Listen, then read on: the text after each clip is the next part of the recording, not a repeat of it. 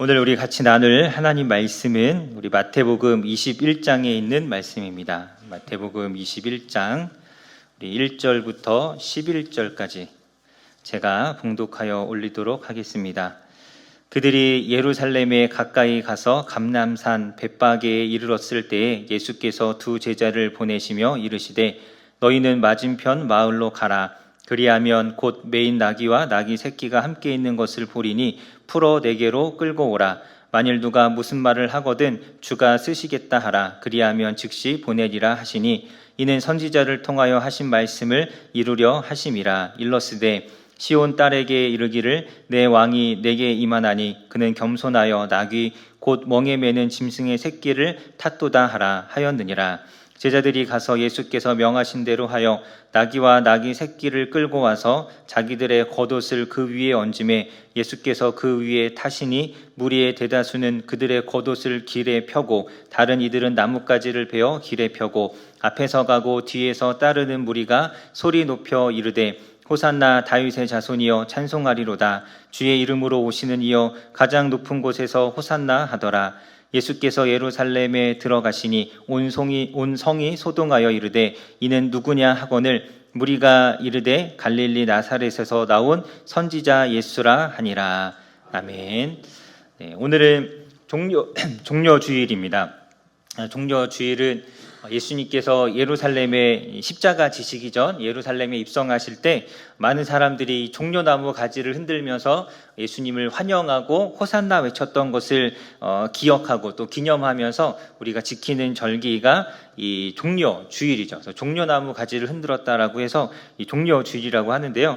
우리 오늘은 이 종려주일의 이 의미가 무엇인지 우리가 이런 것들을 좀 같이 한번 살펴보도록 하겠습니다. 오늘 말씀에 이렇게 보면 1절에 보면 예수님께서 예루살렘에 가까이 오셨을 때 감람산 벳바게에 이르렀다라고 하죠. 이 감람산 벳바게는 예루살렘에서 대략 1.6km 정도 떨어져 있는 곳입니다. 제가 저희 교회에서 1.6km 떨어진 곳이 어딘가 이렇게 거리를 좀 재봤는데요.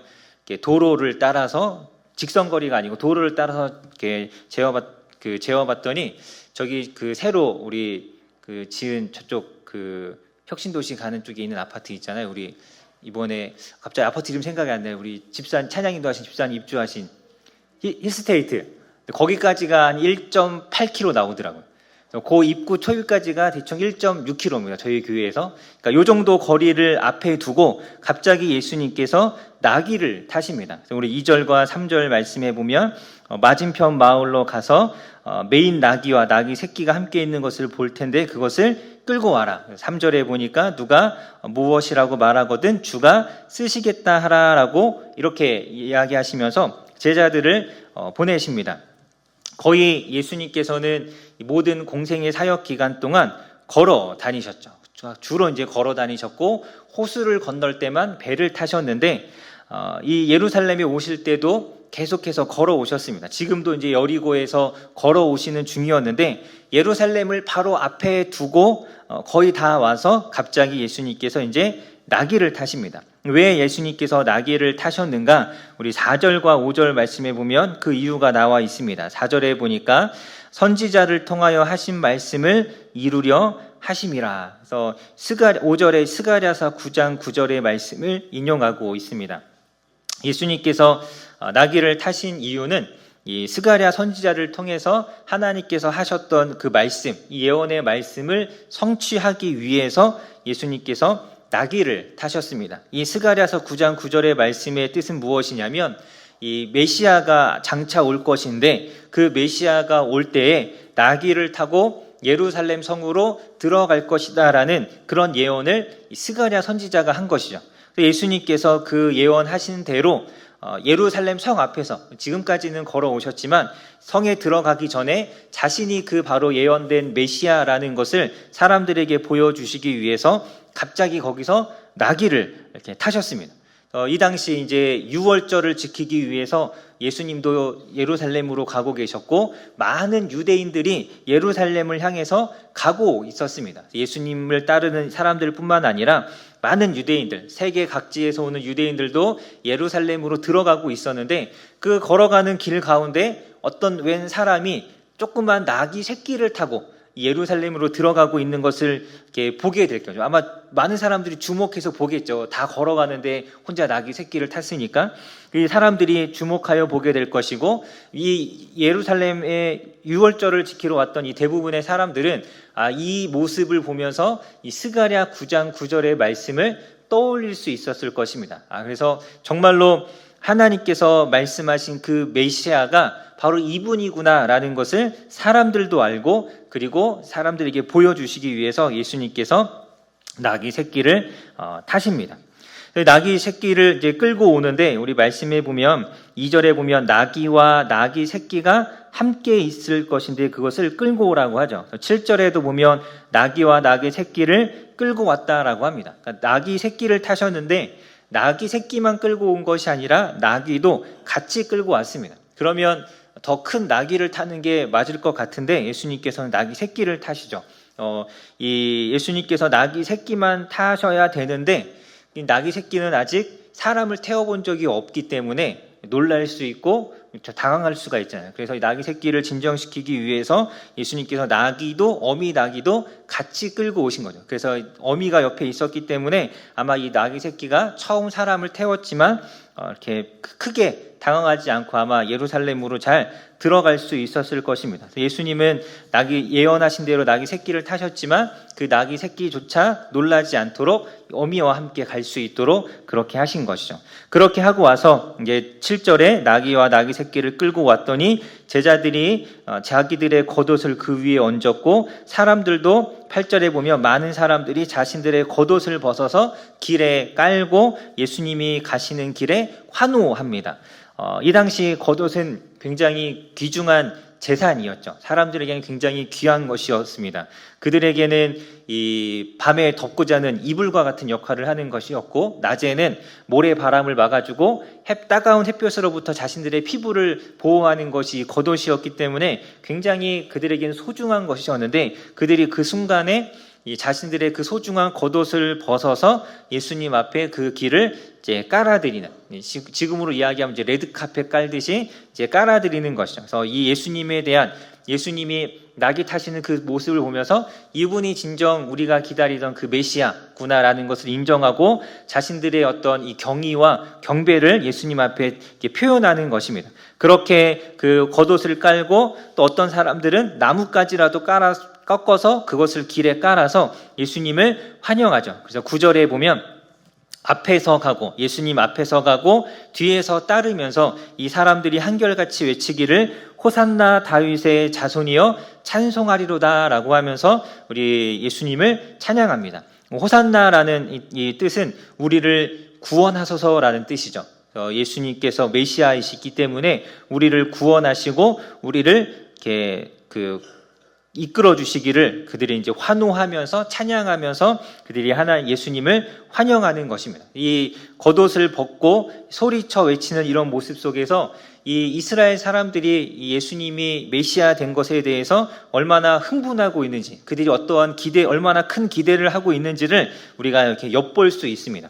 10절과 11절에 보면 예수님께서 예루살렘에 들어가실 때 온 성이 소동하죠. 많은 사람들이 호산나 외치고 환호하는 것에 그 외에 다른 사람들도 깜짝 놀랍니다. 그래서 10절에 보면 이가 도대체 누구냐? 이 사람이 누구길래 이렇게 소동하느냐? 그랬더니 11절에 다른 이제 사람들이 말하기를 갈릴리 나사렛에서 온 선지자 예수라라고 하면서 이렇게 알려주죠. 오늘 우리가 예수님께서 예루살렘에 입성하는 이 본문을 짧게 우리가 같이 보았는데요. 이 말씀을 우리가 이렇게 이 말씀의 뜻, 종려주일의 의미를 살피기 전에 우리가 먼저 조금 기억해야 될 것, 알아야 할 것이 몇 가지 있습니다. 첫 번째는 예수님께서 지금 예루살렘에 들어가시는 이 예루살렘 방문은 세 번째 방문입니다. 세 번째. 처음 가신 것이 아님에도 불구하고 사람들이 이렇게 환호하는 것은, 그 전에에 비해서 이렇게 환호하는 것은 그만큼 예수님에 대한 기대가 굉장히 많이 높아져 있다라는 뜻이죠. 예수님의 그 3년간의 공생의 사역을 통해서 예수님이 어떠한 사람인지에 대한 소문이 돌았고 거기에 대한 기대감들이 이분이 진짜 메시아가 아닐까라는 기대감이 굉장히 높아져 있는 상태였습니다. 그 상태에서 예수님께서 나귀를 타셨기 때문에 이 사람들이 흥분하지 않을 수 없었던 것이죠.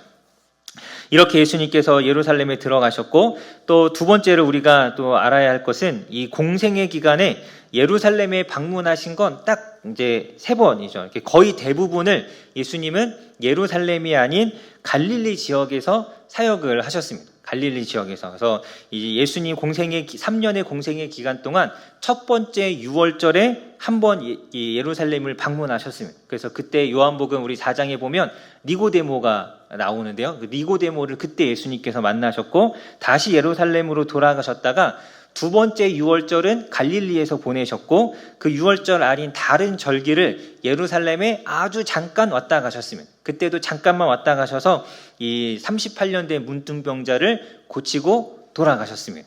그리고 나서 지금은 이제 3번째 방문이죠. 그래서 예수님에 대해서 많이 경험하고 많이 듣고 많이 본 사람들은 대부분 누구냐면 갈릴리 지역에 살고 있었던 유대인들입니다. 그러니까 예루살렘에 살고 있었던 이 유대인들은 예수님을 그렇게 많이 경험해 보진 못했습니다. 예수님에 대한 소문은 들었지만 예수님께서 예루살렘에 오셨을 때 잠깐 보고 경험한 사람들은 있지만 많은 사람들은 잘 알지 못했던 것이죠. 그래서 오늘 말씀에 보면 예루살렘에 예수님께서 입성하실 때 앞에서 가고 뒤에서 따르는 무리가 있었죠. 이들은 누구냐면 예루살렘 성에 살던 사람들이 아니라 그 예루살렘 밖에 있었던 갈릴리에서부터 예수님을 따라왔거나 예수님께서 예루살렘에 입성하시기 전에 여리고와 베다니에서 대략 한 일주일 정도를 머무셨는데 그때 그 예수님의 능력과 기적을 보았던 사람들이 여리고에서부터 베다니에서부터 계속 예수님을 따라오는 사람들입니다. 그래서 이 사람들은 예루살렘에 사는 사람들이 아니라 예수님을 따라오면서 예수님의 기적을 많이 경험한 사람들이죠. 그래서 그들이 예수님을 환호하고 있는 것입니다. 그리고 우리가 아까 이제 말씀드린 것처럼 당시에 예루살렘의 절기였기 때문에 세계 각지에서 이 예루살렘으로 모여드는 유대인들이 있었습니다. 이 사람들은 예수님에 대해서 잘 알까요? 모를까요? 잘 모르는 거죠. 그래서 오늘 말씀에도 보면 10절에 보면 이 사람이 도대체 누구냐라고 묻는 사람들이 있습니다. 이들은 예수님에 대해서 잘 몰랐던 사람들입니다. 그래서 예수님께서 예루살렘에 입성할 때 크게 3무리의 사람들이 있는데 첫 번째는 오늘 말씀 앞부분에 나오는 것처럼 예수님을 환영하면서 호산나 부르는 따라가는 사람들이 있고 두 번째는 예루살렘 성 안에 있지만 예수님이 누구인지 잘 모르는 사람들이 있습니다. 거기에 덧붙여서 한 무리의 사람들이 더 있는데 요한복음 12장에 보면 거기에도 예수님께서 예루살렘에 입성하시는데 거기에는 예루살렘 성 안에 있었던 사람들 중에 예수님이 오신다라는 이야기를 듣고 종려나무 가지를 꺾어서 그 나뭇가지를 흔들면서 예수님을 환영하러 마중 나간 사람들이 있습니다. 그 사람들은 예루살렘 성 안에 있는 사람들이죠. 그래서 이들은 갈릴리에 살던 사람들인데 먼저 예루살렘에 와 있었거나 혹은 예루살렘 성 안에서 살고 있었지만 예수님이 그 전에 행하셨던 기적들을 보고 경험하면서 예수님을 환영했던 사람들이 바로 이 사람들입니다. 그래서 예수님이 예루살렘에 입성할 때는 크게 3부류의 사람이 있었습니다. 따라오면서 환영하는 사람, 성 안에 있으면서 이 사람이 누구냐 묻는 사람들, 그리고 성 안에서도 예수님을 환영하는 사람들, 이렇게 3부류의 사람들이 있었습니다. 그러면 종려나무 가지를 흔들어서 우리가 종려주의라고 하는데 도대체 이 유대인들은 성 안에 있었던 예루살렘의 성 안에 있었던 사람들은 왜 종려나무 가지를 흔들었느냐? 이 유대인들에게 종려나무는 이 통치와 권위를 상징하는 나무입니다. 그래서 이 종려나무를 흔든다라는 것은 그 사람을 종려나무 가지를 흔들며 환영하는 것은 그 사람의 권위와 통치권을 인정하는 행위입니다. 이것은 이제 유대의 여러 역사에 기반한 이야기인데요. 다 이야기하자면 너무 길고 예수님이 오시기 전에 한 150년 전쯤에 이스라엘이 여전히 그 시리아에 의해서 이방인의 통치를 받고 있을 때 유대인들이 거기에 이제 반란을 일으켜서 전쟁을 일으켰습니다. 독립전쟁을 오랜 시간 했는데 그 독립전쟁에서 승리하고 이겼어요. 그래서 유대인들이 자기들의 왕을 세워서 한 왕조를 세웠는데 그때 그 전쟁에서 승리하고 돌아오던 사람을 유대인들이 환영하면서 흔들었던 이 나뭇가지가 종려나무 가지입니다. 그래서 그 사람을 왕으로 세워서 로마가 지배하기 전까지 그 사람이 잠시 이스라엘을 통치했던 적이 있습니다. 그러니까 지금 이스라엘 사람들이 종려나무 가지를 흔드는 건 이 예수님도 지금 이 땅에 이곳에 들어와서 이 자기들을 지배하고 있는 로마의 로마를 이렇게 물리치고 자신들의 왕이 될 것을 기대하면서 흔드는 것이죠. 그러니까 예수님을 정말 자신들을 구원할 이스라엘을 독립시킬 정치적인 구원자로서 환영하면서 이 종려나무 가지를 흔드는 것입니다. 그래서 사람들이 열심히 외쳤던 것이죠. 여호와 호산나, 우리를 구원하소서라는 그 의미도 우리를 이 로마의 압제와 이 억울한 이 우리의 그 삶에서 우리를 건져달라라는 그러한 외침인 것이죠.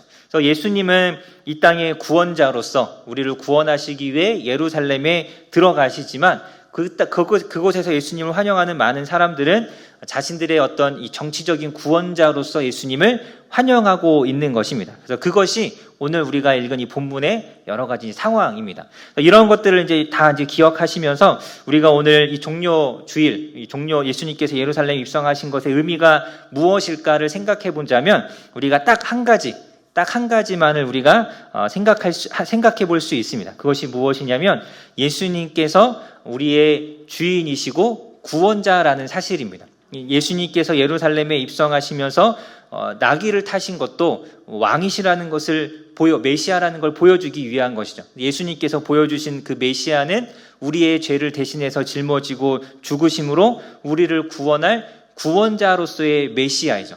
그래서 그분을 나의 주인으로, 나의 왕으로 영접하며 살아가야 하는 것이 우리의 모습인데, 이제 그러한 모습, 이 예수님을 왕으로 모시는 모습이 오늘 본문 가운데 있지만 이 사람들은 예수님이 원하는 대로 예수님을 환영한 건 아니었죠. 근데 우리는 예수님이 어떠한 분인지를 알기 때문에 예수님께서 예루살렘에 입성하신 이 모습을 보면서 예수님만이 나의 참 주인이시고 예수님만이 나의 참 구원자라는 것을 우리가 분명하게 기억할 필요가 있습니다. 사람들은, 이 성경 속의 사람들은 정치적 독립 일으킬 그런 구원자로서의 예수님을 환영하며 종려나무를 흔들었습니다. 예수님께서 예루살렘에 입성하기 전에 베단이라는 곳에서 예수님은 죽은 나사로를 살리시기도 했습니다. 그것이 불과 오늘 이 사건이 일어나기 전에 일주일도 채 안 된 사건이죠. 많은 사람들이 이 사건을 보면서 이 정도 능력을 가진 사람이라면 당연히 로마를 이기고 우리들을 구원할 수 있을 것이라는 믿음이 이들의 마음에 있었던 것이죠. 기대감이 있었습니다.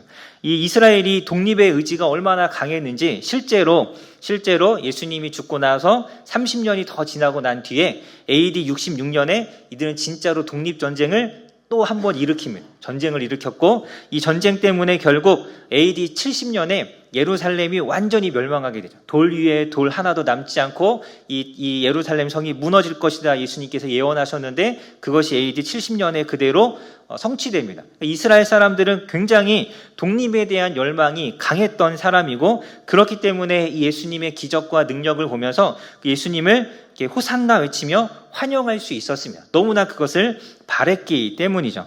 하지만 우리 계속 말씀드린 것처럼 예수님은 정치적인 그들의 이 원함을 들어주기 위한 왕으로 오신 분이 아니라 우리를 구원하신 구원주로, 구원의 왕으로 이 땅에 오신 분입니다. 여러분, 오늘날에도 우리가 많은 사람들이 주일날 이 교회에 모여서 예배를 드리죠. 어떤 사람들은, 또 많은 사람들은 각자 자리에서, 가정에서 인터넷으로 예배를 드리기도 합니다. 그렇게 예수님을 찬양하고 예배하고 예수님을 환호하지만, 그렇지만 예수님이 예루살렘에 입성할 때와 마찬가지로 예수님에 대해서 제대로 이렇게 이해하지 못하고 예수님을 정말 자기의 구주로, 주인으로 영접하기보다는 그저 나의 어떤 이 소원을 이루어줄 그런 왕으로서 예수님을 환호하고 예배하는 사람들이 여전히 많은 것 같습니다. 이 땅에서의 평안, 이 땅에서의 안정, 이 땅에서 어떤 부와 명예, 세상에서의 어떤 더 잘 되는 어떤 성공, 이러한 것을 기대하면서 예수님을 찾는 사람들이 많다는 것이죠. 제가 부교육자로 사역하면서 새가족 공부들, 이렇게 새로 오신 분들 새가족 공부라는 걸 이렇게 하다 보면 예수님을 믿는 이유 중에 정말 많은 경우가 예수님이 나의 기도를 들어주실 거기 때문에, 그게 아니면 내가 왜 예수님을 믿어야 하죠? 라고 하시는 분들이 있었습니다. 정말 예수님을 예수님을 신으로 인정하지만 내가 그 신을 믿는 이유는 그분이 나의 주인이시거나 그분이 나의 구원자여서가 아니라 그분이 나의 어떤 사업의 성공을 도와줄 수 있고 내가 원하는 대학에 나의 자녀들의 앞날을 보장할 수 있기 때문에 그러한 마음으로 예수님을 믿는 사람들이 여전히 많은 것이죠. 그것 자체가, 사실 그런 것을 구하는 것 자체가 나쁘다라는 것은 결코 아닙니다. 예수님께서 분명 우리에게 우리의 필요를 구하라라고 말씀하셨기 때문에 그런 것들을 구하는 것 자체가 나쁜 것은 아니지만, 예수님을 그 정도의 신으로만 생각한다면 우린 예수님을 제대로 믿은 것이 아니죠. 오늘 예루살렘, 우리 본문 속에 나오는 예수님을 환호하는 사람들과 다를 바가 없는 것입니다. 예수님은 분명 예수님을 우리의 주인으로서 우리의 마음에 모시고 영접하기를 원하시는 분이십니다. 우리 로마서 10장 9절에 보면 내가 만일 내 입으로 예수를 주로 시인하고 예수님이 나의 주인임을 인정하고 그분이 나의 구원자인 것을 믿으면 그러면 구원을 받을 것이다 라고 말씀합니다. 우리는 예수님을 나의 주인으로서 나의 인생의 주관자라는 것을 인정하고 그것을 잘 따르며 살아갈 수 있어야 합니다. 오늘 우리가 읽은 말씀 속에 그 모습을 잘 보여주는 사람이 한 사람 있습니다. 오늘 말씀 속에 예수님의 주인 되심을 인정하고 그분 앞에 엎드리는 정말 딱 한 사람이 있는데 그가 누구냐면 바로 이 나귀의 주인이죠. 이 나귀의 주인은 정말 어떤 일들이 그 사람에게 있었는지 우리가 다 알 수 없지만 단 한마디, 주가 쓰시겠다라는 그 한마디에 처음 본 사람들에게 자기의 나귀와 그 나귀 새끼를 내어 주었습니다. 그것을 풀어가려 할 때 무슨 일이냐라고 물었지만 제자들이 주가 쓰시겠다라고 했던 그 한마디에 그는 아무 말 없이 자기의 것을 내어준 사람이죠. 오래전부터 하나님이 이 나귀 주인에게 이러한 일들이 있을 것을 알려주셨는지, 아니면 제자들이 와서 나귀를 끌어가면서 주가 쓰시겠다라고 말할 때 그때 하나님께서 뭔가 어떤 영감을 주셨는지 그것은 우리가 알 길이 없습니다. 어떻게 하나님께서 역사하셨는지 알 수 없지만 분명한 것은 이 나귀의 주인은 주가 쓰시겠다라고 할 때 그때 자기보다 더 위에 있는 자신의 주인이 있다라는 것을 그는 인정했고 그 주인의 요구에 순종했다라는 것이죠. 이것이 바로 예수님을 주인으로 모신 사람의 모습입니다. 하나님께서 원하시고 나의 주인이 원한다면 일단은 이제 예수님을 나의 주인으로 인정하는 것이 먼저죠. 내가 내 삶의 주인이 아니고 내가 소유한 모든 것의 주인이 내가 아니라 나 위에 나의 주인이 있다라는 것을 인정하고, 그리고 그분이 무엇인가를 하시고자 하고 원하신다면 그것을 아낌없이 내어드릴 수 있는 그 모습, 그것이 바로 예수님을 주인으로 인정한 사람들의 모습입니다. 나의 물질, 나의 시간, 나의 에너지, 그것이 무엇이든 주님께서 원하실 때 주님을 위해서 사용하는 사람, 어떻게 하면 내가 주님을 위해서, 나의 주인을 위해서 살아갈 수 있는가를 고민하면서 기도하면서 준비하는 사람, 그 사람이 바로 예수님을 주인으로 모신 사람의 모습인 것입니다. 여러분, 우리가 왜 내가 이곳에 있는지, 내가 왜 이 직장에 있고, 내가 왜 이 교회에 있고, 내가 왜 이 가정 안에 있는 것인지, 하나님의 뜻은 무엇인지 우리가 이것들을 항상 기도하고 분별하고 이 하나님의 뜻에 순종하기 위한 준비를 해야 하는 것이죠. 그러한 사람들이 예수님을 주인으로 모신 사람들입니다. 여러분은 어떠십니까? 여러분은 예수님이 여러분의 삶의 주인이신가요? 네, 주인이신가요? 네. 우리가 이것이 확실해야 합니다. 분명하게 예수님이 나의 주인이라는 것이 확실해야죠. 그렇다면 정말 내가 그 주인의 뜻을 잘 분별하고 순종하고 있으십니까? 정말 예수님이 나의 주인이라면 그분이 나에게 원하시는 것이 무엇인지를 잘 생각하고 그 주인의 뜻에 순종하는 삶을 살아야 하는데, 내가 과연 예수님을 주인이라고 인정하면서 과연 정말 그분의 뜻이 무엇인지를 궁금해하고 알아가려고 하고 그것을 분별하고 그래서 순종하고자 하는 그런 열심과 그러한 어떤 열의가 내 안에 있는가를 우리가 살펴야 하죠. 입술로는 예수님을 주인이라고 인정하지만 실제로 삶에서 하나님의 뜻을 분별해서 그 뜻에 순종하고자 하는 그러한 삶의 모습들이 없다면 여러분 우리는 입으로만 예수님을 주여 주여라고 외치는 사람들일 뿐인 것입니다.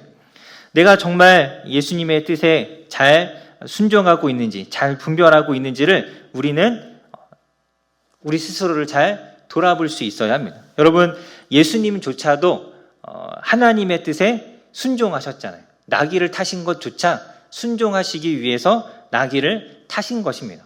예수님도 우리에게 순종이 무엇인지 섬기는 것이 무엇인지를 보여주셨습니다. 우리를 위해서 종된 우리가 예수님을 따라갈 때 종의 자세가 어떠해야 하는지를 알려주시기 위해서 스스로가 순종의 삶을 살아오셨습니다. 예수님은 자신이 가지신 시간, 자신에게 주어진 시간과 자기에게 주어진 능력과 심지어 사람들을 만나는 것조차 그냥 임의대로 하신 것이 하나도 없고 하나님의 뜻을 이루기 위해서 사람들을 만나셨고 하나님의 뜻을 이루기 위해서 능력을 행하셨습니다. 그 어떤 것도 사사로이 자기를 위해서 행하신 것이 아무것도 없었죠. 그래서 여러분 우리는 이 예수님의 모습을 우리가 본받는다면 정말 예수님의 모습을 본받아서 내가 정말 주님의 종으로 살아가기를 원한다면 내 시간, 내가 가진 모든 것 어떻게 사용하는 것이 하나님의 뜻에 합당한 것인가를 우리는 항상 고민해야 하죠. 분별해야 합니다. 이것을 깨달아서 매일매일 그 하나님의 뜻에 순종하는 삶을 살기 위해서 힘써야 합니다. 여러분 우리 마태복음 11장에 보면 이런 말씀이 있습니다. 마태복음 11장 28절에 수고하고 무거운 짐진 자들아 다 내게로 오라 내가 너희를 쉬게 하리라. 우리가 너무나 잘 아는 말씀이죠. 근데 그 다음 절인 29절의 말씀에 어떠한 말씀이 있냐면 나는 마음이 온유하고 겸손하니 나의 멍에를 메고 내게 배우라. 예수님께서 자기에게 오라라고 말씀하시면서 무엇이라고 말씀하시냐면 나의 멍에를 메라라고 합니다. 자신의 종이 되라라는 뜻이죠. 예수님은 우리가 예수님을 주인으로 인정하고 내 인생의 이 키를 주님께 맡겨드리고 주님이 원하시는 대로 살아가기를 바라시고 원하시는 분이 예수님이시죠. 그것이 예수님을 나의 주인으로 인정하는 것입니다. 그것이 진짜 믿음인 것이죠.